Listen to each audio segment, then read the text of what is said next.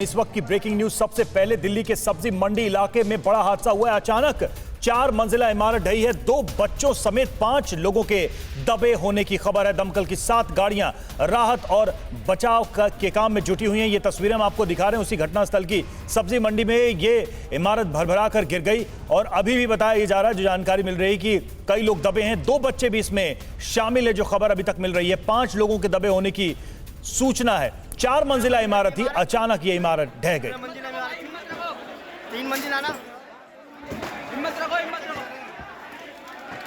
आसपास के लोग वहां पर जमा हो गए और खुद से ही देखिए मलबे को हटाने की कोशिश कर रहे हैं। दमकल की गाड़ियां भी, दमकल विभाग के कर्मचारी भी यहां पर पहुंचे हुए हैं और इस मलबे को हटाकर जो लोग अंदर दबे हैं उनको निकालने की कोशिश की जा रही है। 5 लोगों के दबे होने की खबर है, जिसमें 2 बच्चे भी शामिल है। 7 गाड़ियां फायर फाइटर्स की मौजूद हैं वहां पर और फिलहाल इस मलबे को हटाने की कोशिश। 2 तस्वीरें आपको हम दिखा रहे हैं। ये 4 मंजिला इमारत गिरी है, लोग वहां पर हैरान हैं। अचानक से ये भरभरा कर इमारत गिरी और दूसरी तरफ राहत का काम भी चल रहा है। वहां जो लोग दबे हुए हैं, दबे होने की आशंका है, उन सभी को ढूंढकर निकालने की कोशिश की जा रही है। लेकिन अभी जो खबर है उसके मुताबिक 5 लोग दबे हो सकते हैं इस मलबे में, 2 बच्चे जिसमें शामिल हैं।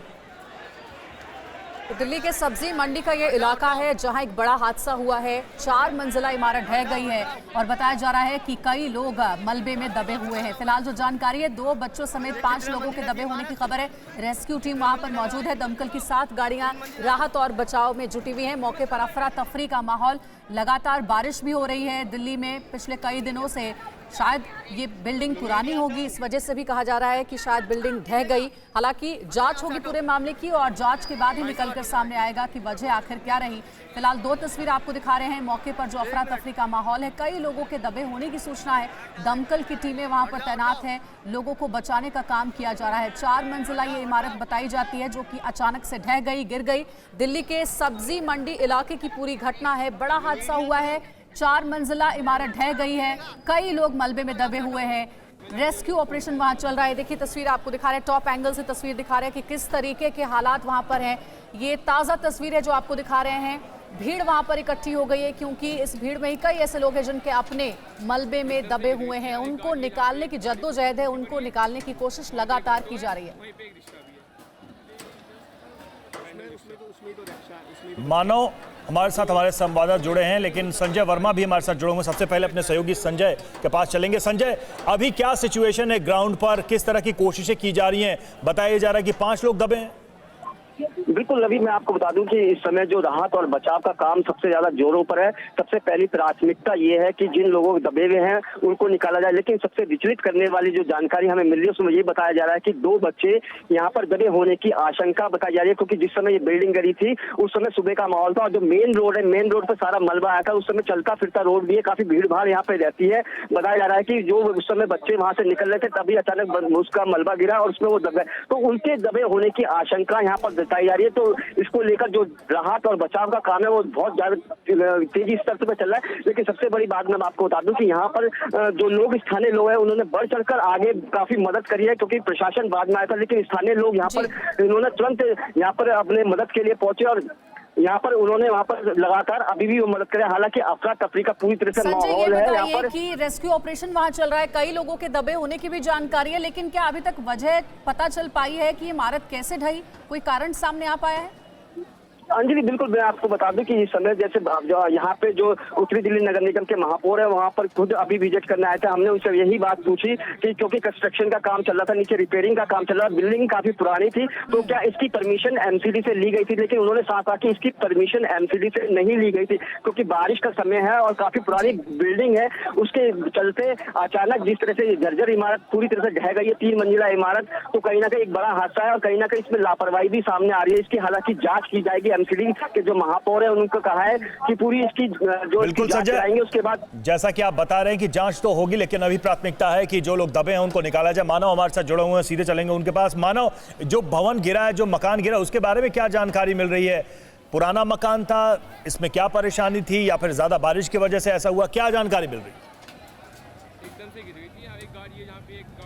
देखिए, ये जो इमारत गिरी है वो उत्तरी दिल्ली का इलाका है और ये इलाका वो है जो पुरानी दिल्ली से जुड़ता है और यहाँ पर जितनी भी इमारतें हैं वो सालों पुरानी, दशकों पुरानी इमारतें हैं और इनमें से कई इमारतें ऐसी हैं जो एमसीडी की उस लिस्ट में आती हैं जिनको परमिशन नहीं है, वो ऊंचाई से ज़्यादा ऊंची हैं। लेकिन समय समय पर ऐसी लिस्ट बनाई जाती है, उस लिस्ट को बनाने के बाद एमसीडी भूल जाती है, दिल्ली सरकार भूल जाती है और जब भी ऐसा कोई हादसा होता है तो हम फिर से वो लिस्ट बनाने लग जाते हैं। तो अभी देखना होगा कि क्या कार्रवाई की जाएगी, ऐसी और कितनी इमारतें हैं। लेकिन ये जो हादसा यहाँ पर हुआ है, ये 4 मंजिला इमारत बताई जा रही है और अभी अरविंद केजरीवाल ने ये ट्वीट किया है और उन्होंने ये कहा है कि जो हादसा हुआ है उस पर उनकी सरकार की पूरी नज़र बनी हुई है। पहली प्राथमिकता ये है कि राहत कार्य को पूरा किया जाए और जो लोग फंसे हुए उनको वहाँ से निकाला जाए।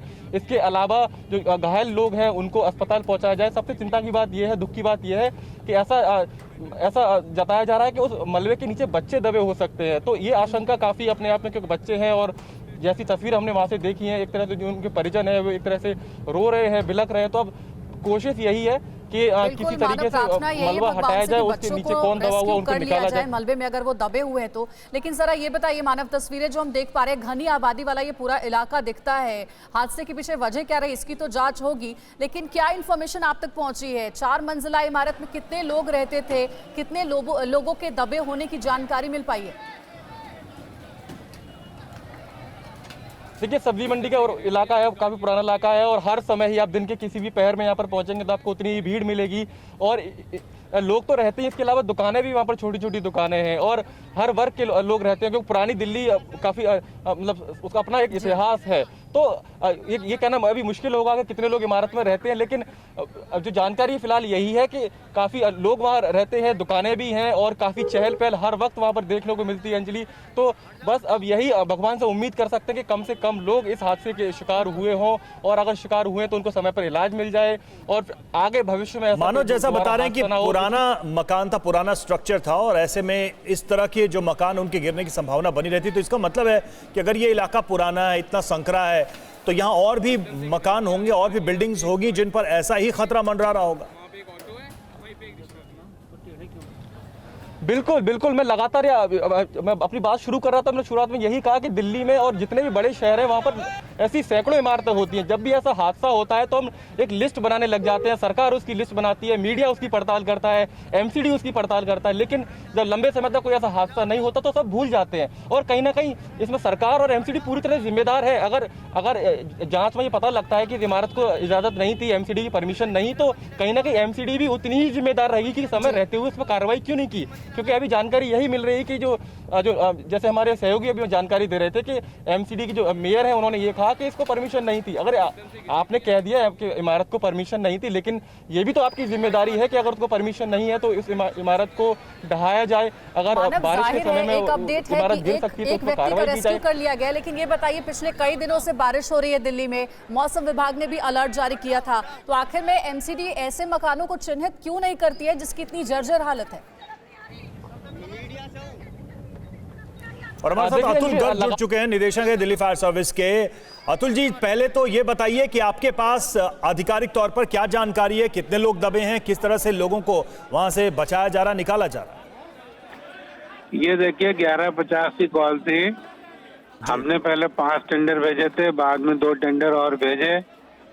आप अगर वीडियो देख रहे होंगे तो आपको समझ में आ गया होगा, बहुत कंजेस्टेड एरिया है, यहाँ पे गाड़ियां अंदर नहीं जा सकती। जी जी जी बिल्कुल। तो इसीलिए कोई बड़ी क्रेन बुलडोजर टाइप की चीज भी नहीं आ सकती। तो सारा रेस्क्यू मैनुअली किया जा रहा है। मैनुअली मतलब हाथों से किया जा रहा है। ये बिल्डिंग फॉर्चुनेटली बंद थी, नीचे बता रहे हलवाई की दुकान थी, ऊपर बंद थी और ये काफी जर्जर हालत थी, ये गिर गई और ये सड़क पे गिरी। तो जो ये 2 लोगों के जो दबे होने की आशंका बताई जा रही है, ऐसा लगता है लोग सड़क पे बचते थे जो कि इस मलबे में दबे हैं। उनको अभी फिलहाल जो है उनको बचाने की कोशिश जारी है। जी अतुल जी, ये बताइए, अगर ये काम मैनुअली हो रहा है, आप जैसा बता रहे हैं कि वहाँ पर गाड़ी नहीं पहुँच पा रही है, रास्ता बहुत सकरा है इस वजह से, तो फिर तो इसमें बहुत समय लगेगा और लोग अभी दबे हुए हैं। प्रायोरिटी ये है कि उनको जल्दी से रेस्क्यू किया जाए। आप बिल्कुल ठीक कह रही है। हमारी पहली प्रायोरिटी है कि इन 2 बच्चों को बचा लिया जाए।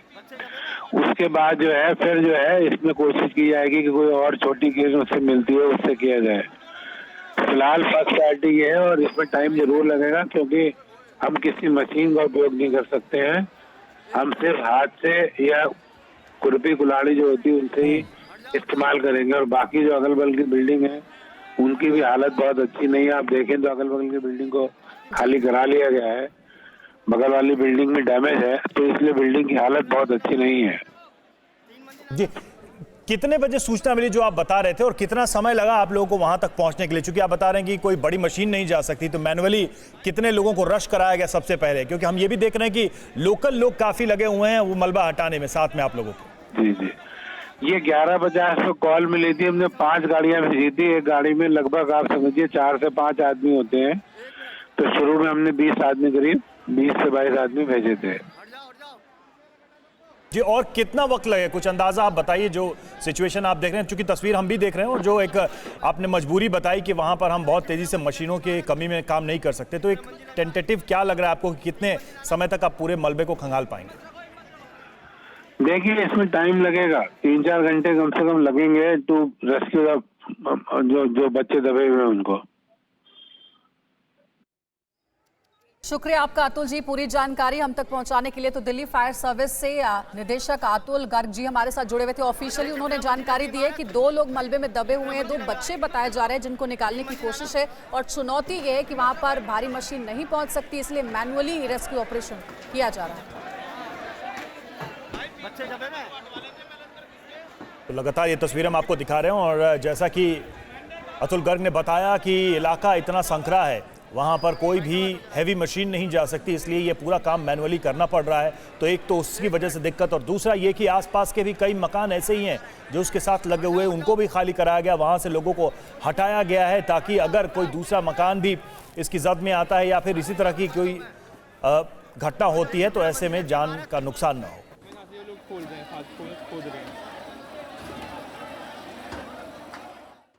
अड़ी सोमवार से शुक्रवार शाम 6 बजे सिर्फ TV9 भारतवर्ष पर।